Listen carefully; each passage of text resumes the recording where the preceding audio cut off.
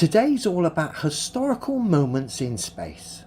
And what better place to start than Japan's historic 2008 Earthrise footage, where essentially they caught on film in HD for the very first time the blue marble Earth.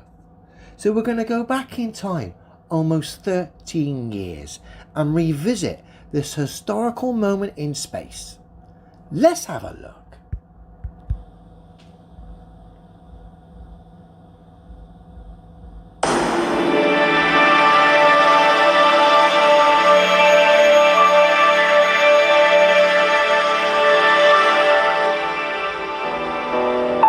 The Kaguya moves toward the South Pole on the far side of the moon. The blue Earth has appeared from the horizon. I've got to be honest, that's a lovely bit of piano there you're playing, my dear man. Lovely. But it's not distracting me from the fact the moon appears CGI. There's no stars. And it would seem the blue marble Earth is rising up behind a computer-generated moon. Not only rising up, it's got a touch of the blue Peter about it as it rises up behind the computer-generated moon. What's going on? This is the Earthrise, as captured by the telephoto camera.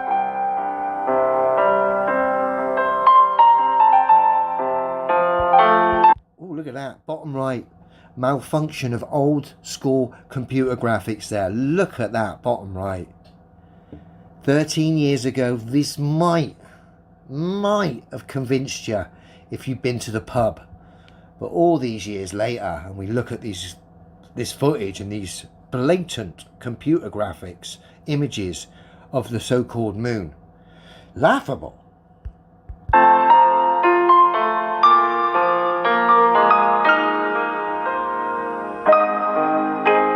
The sun is located right behind the Kaguya. The sun's light is projected directly onto the Earth, which appears round like a full moon. In this footage, the Earth's southern hemisphere appears on top. This is a spectacular view of the beautiful planet we call home. Certainly is spectacular, but I need to point some things out, my dear boy. The moon is blatantly CGI, and we've seen some of the graphics malfunction in bottom right, basically aging terribly, giving the game away. There's no stars. The blue marble Earth rose up in all its blue Peter glory behind a computer-generated moon. Now I have to admit, that beautiful bit of piano relaxed me so much that I was almost on the fence for a moment.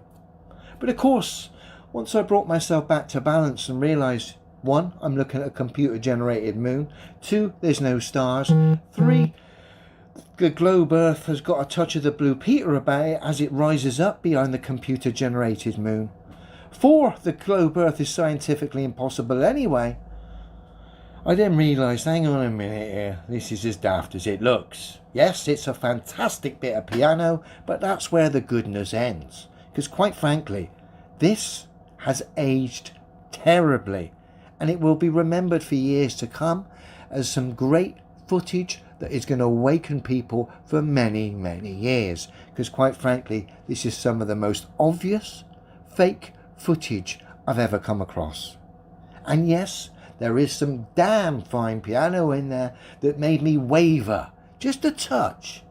But of course, when we bring ourselves back to balance and stand on the fundamentals, no amount of beautiful piano, violin, or whatever comes our way is going to sway us from the fact the globe is impossible. But anyway, nice try, lads. Bit gutted by the fact Japan have participated in this charade, seeing as I've got a real soft spot for their history, their culture, and their arts. So kind of a bit disappointed with that, but hey, it is what it is, you've got to go with the flow.